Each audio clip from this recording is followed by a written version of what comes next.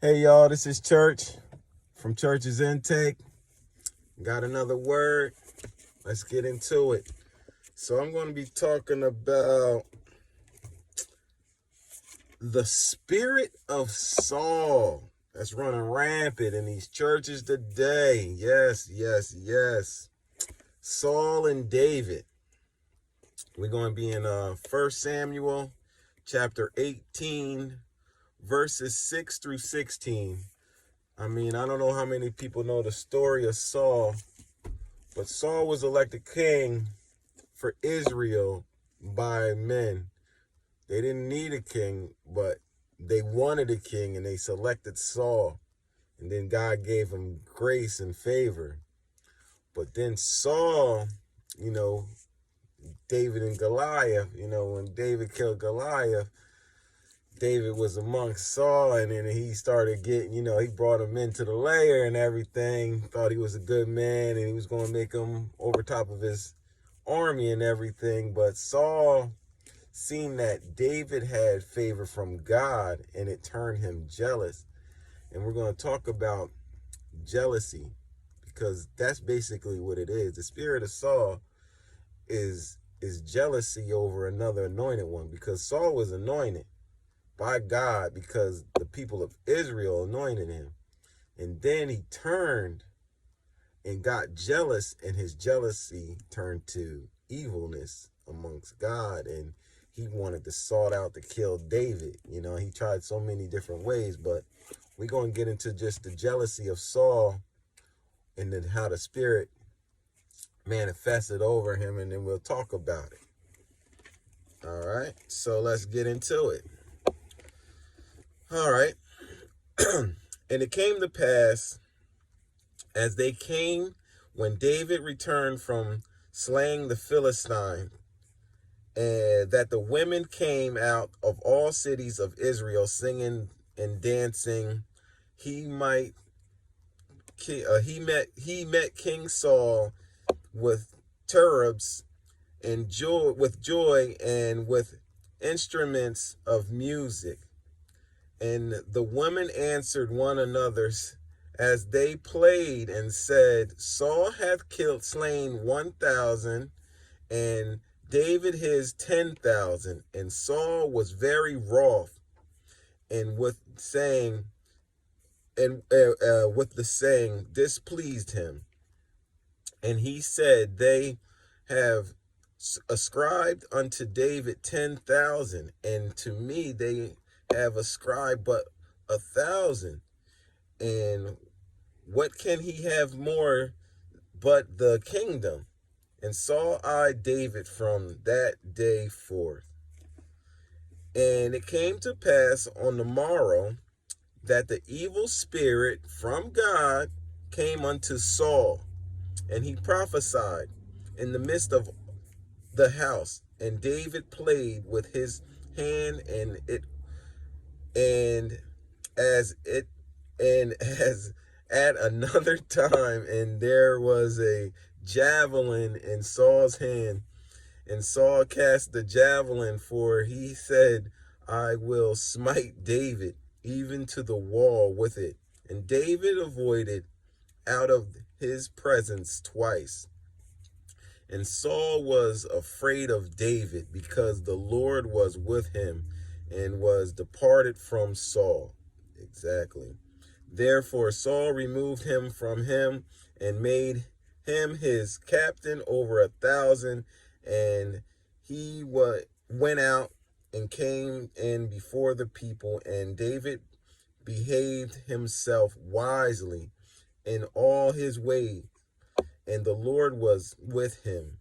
Wherefore, when Saul saw that he behaved himself very wisely, he was afraid of him. But all Israel and Judah loved David, because he went out and came unto before them. So God bless the reading of his word. I know I'm messing it up, y'all, but I'm not the greatest, most powerful reader, but I can understand all of the things that I do read. So let's get into that a little bit. So once Saul got jealous of David, God the next day put evilness on Saul and took his favor away from Saul. And obviously the favor was on David. And Saul knew this. And Saul even threw a javelin at David, but David was so smooth with it. He was just like, yeah, I see what's going on, because when God is with you, he shows you everything. So he seen what was going on. He even moved out of the way of the javelin and stuff, and he stayed out of Saul's presence, because he knew Saul had hate towards him. Like, all of a sudden, like, why is this man, I'm singing, I'm playing the harp, I'm playing whatever music to this man, and he hates me? Like, why is this? Because he didn't know that Saul didn't have favor on him no more, but he knew God always had favor on him throughout his whole life, even as a separate boy, you know what I mean? So Saul was afraid of David because David never retaliated, even once he threw the javelin at him. Like, David just set away from that, left the scene and whatever, and he was being very wise because Saul was king. Saul was king. So he knew he couldn't just go up to Saul and just slay Saul for throwing a javelin at him, you know what I mean? So he had to play his cards right. And Saul seen that he was being very wise and just like smooth about it. Like, oh, he just kind of overlooked it. And he didn't get angered at him and everything. And then he knew that Israel and Judah seen that, and they showed David much love, because David was showing everybody else love. He was showing Saul mad love, but Saul wasn't trying to show the love back. So David stayed out of his presence and just let whatever it had to transpire. And if you go on in the passage even more, Saul was so adamant about trying to put David and trying to kill David and stuff. Like, at the beginning, he was trying to say, like, oh, you're going to be taken by the Philistines. Like, I'm going to have the Philistines. And then, David slew all of them, took their foreskin, wore it as a necklace and everything. And, like, he tried to give his oldest daughter to him. And he was just like, oh, I'm a poor man. Like, why do you want to make me your son-in-law all of a sudden? And David knew that, Saul was trying to transpire against him. So he already had his eldest daughter already ready to marry somebody else, in which Adonai or whatever had his first daughter. So he knew he couldn't play that card, because David had addressed him like, yo, who am I that you would want to give up your eldest daughter to me? I'm not nobody of stature. I don't have no wealth or nothing like that. So why are you trying to do this? And then Saul also seeing that he had another daughter that really loved David, so he was trying to transpire against David before he did kill the Philistines, because he was like, he was going to be like, oh, I'm washing my hands of it, thinking that they would kill him in the battle, but God was with them. So he ends up winning the battle, taking their foreskins, wearing it as a necklace, and got to marry the daughter that loved him. And Saul was mad, you know what I'm saying? Like, dang, God's still with this man, and he knew it. And that's why he was more afraid. Like, every time he tried to stop David, you know what I'm saying? Like, Saul knew that God wasn't going to take his hands off of David. And that's why Saul was so afraid of David, because he was afraid of his anointing. He was afraid of his favor. He was afraid that the people was going to like him more than him.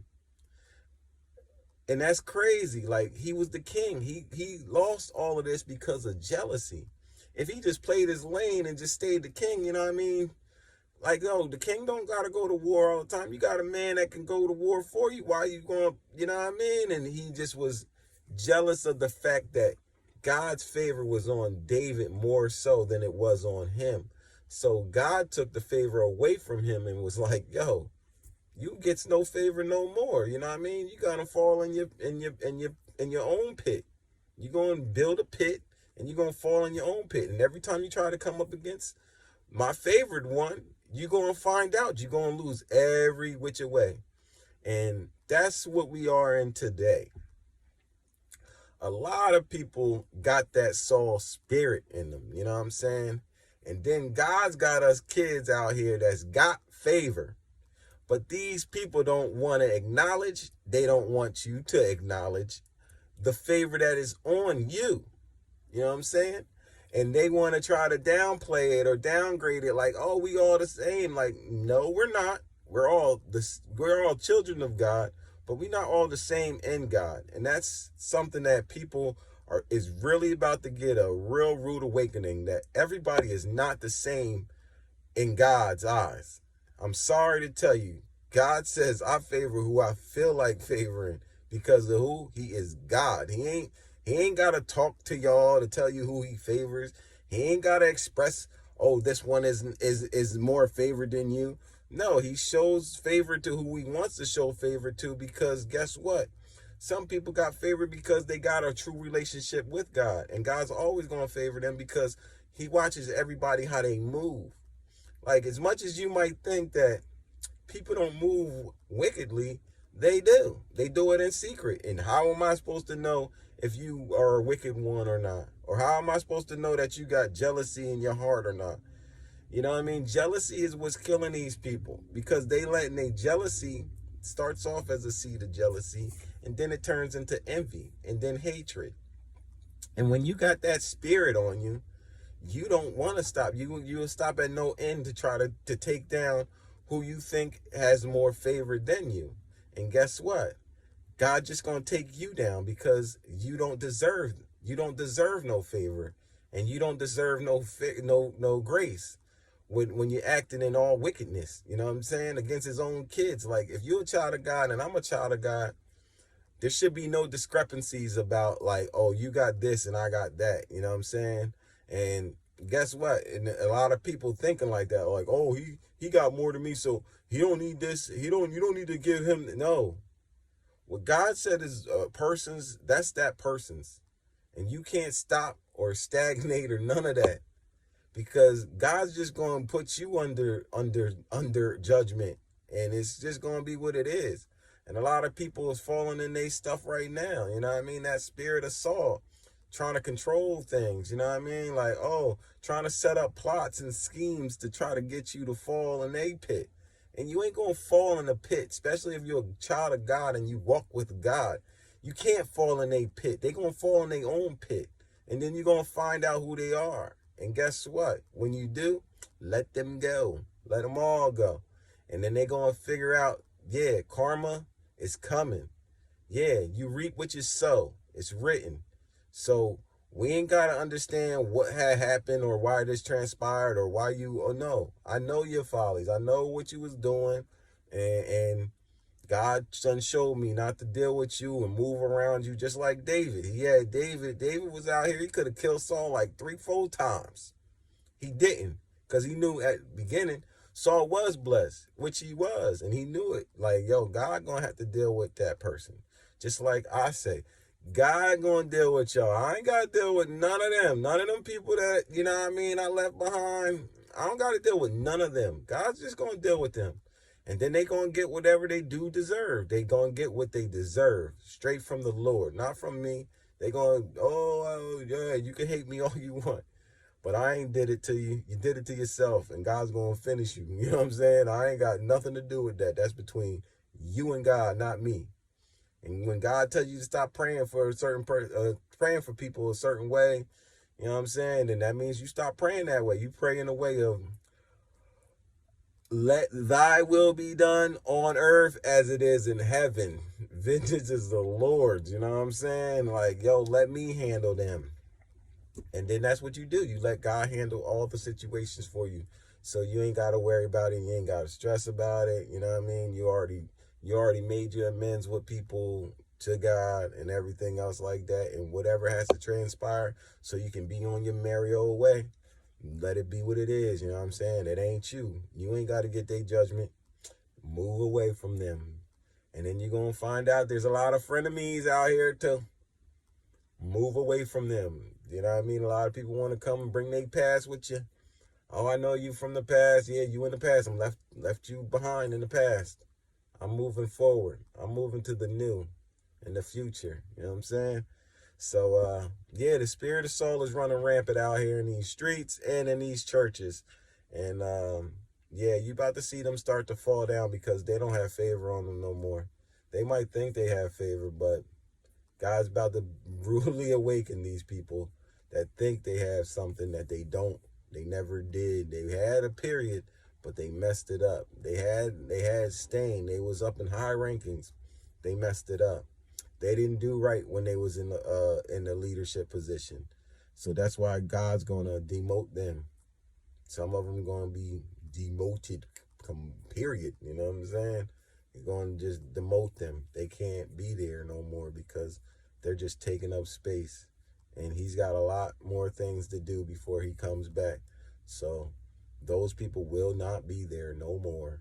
And it's because of their own fault.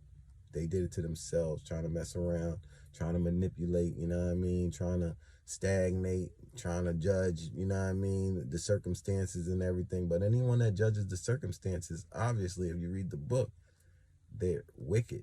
Anyone that's trying to look for signs and wonders at the end is a wicked one.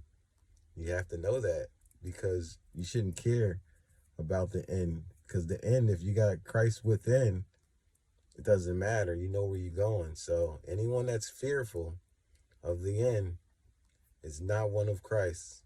That's a fact. Read your Bible. But I'm going to leave that one right there. God bless. Subscribe to Church's Intake. We have no fear over here. We keep it moving, baby.